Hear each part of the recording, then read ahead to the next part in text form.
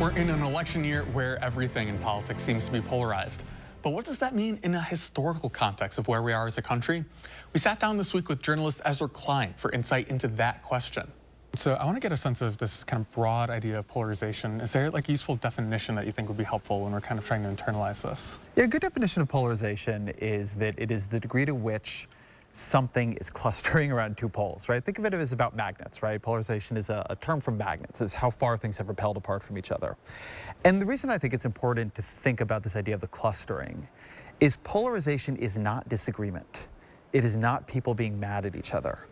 It is how the people who are disagreeing with each other are sorted. So if you have 100 people in politics and half of them like single-payer healthcare and half of them hate it, and half of the people who like single-payer healthcare are in one party and the other half are in the other, you have a non-polarized political system, right? The opinions are mixed. If you have all of the people who like single-payer in one party and all the people who hate it in the other, you have changed no opinions, but you have become a perfectly polarized system. So polarization is about the organization of opinion, not about the actual number of people holding opinions or what opinions they hold. And do I understand it correctly, your thesis is that it's not always a bad thing to have this polarization? Polarization is not always a bad thing. Often periods in time in which we notice things are not polarized, that they can be much worse, right? So in early 20th century America or mid 20th century America, if you look at a measure of congressional polarization, it will show you that it was not highly polarized. Why was it not highly polarized? Because the Democratic Party had a huge faction of racist Southern Dixiecrats who were very conservative, but they were never going to become Republicans because the Republican Party had invaded and occupied the American South.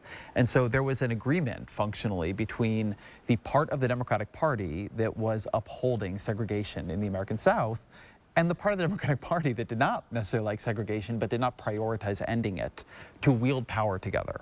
In that case, the political system was not highly polarized. You had conservatives in the Democratic Party, you had liberals in the Republican Party, but the thing that was sustaining that mixture of ideology was an agreement not to challenge American racism. So oftentimes the alternative to disagreement is suppression of the disagreement. And that can look like a kind of peace, but it's a false peace, and it's often a peace predicated on the acceptance of injustice for one group or another. So we're looking at perhaps relining of the parties, during the civil rights era. Certainly I feel like things might have changed since 2016, 2020. How has that polarization changed kind of over that time scale? It's changed in complicated ways. So one thing that I often say about the way polarization has changed in the last 10-ish years is that what we are polarized over has changed quite a bit.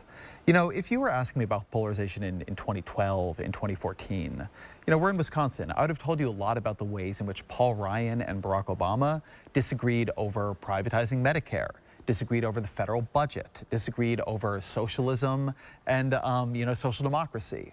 That seemed to be what politics was about, right? People had incredibly strong opinions about Obamacare. That is not what polarization is about now, right? I mean, we're polarized over whether the 2020 election was fairly decided, whether Donald Trump is a criminal who should be prosecuted or not, right? We have, I sometimes say, fallen down Maslow's hierarchy of political needs. We're not so much arguing over policy. In many ways, we've become a lot less polarized over policy. There are more Republicans who are, willing to compromise, at least on the margin, in theory, on things like economics. You see different ideas being floated, but we are polarized over the legitimacy of the system itself. In other ways, also, it has become a little bit weirder than people predicted, right? So one of the ways people understood what Donald Trump represented and the kind of polarization he was part of was highly racialized, right? Donald Trump, comes down the golden escalator telling people that, Mexico is sending, rapists and murderers over here. In fact, racial polarization has gone down a little bit in the era of Trump. So he is winning over more Hispanic and black voters than, Mitt Romney was before him. He is losing some white voters, particularly highly educated white voters. If you look at what happened between 2016 and 2020, Joe Biden and Democrats lost ground among non-white voters, but gained more ground among white voters. So on the margin, racial polarization went down a little bit. The Republican Party became a little bit more multiracial, the Democratic Party a little bit more white. So it's a complicated story. Do we also see the same forces at work compared to your local candidate, your local assembly rep, for example? There is a lot more nationalization of politics. Politics has always been attentional, right? But it is a case that we've had a rending of local media. It was much easier at some point to know more about what was happening near you, and it was harder to know about what was happening everywhere else.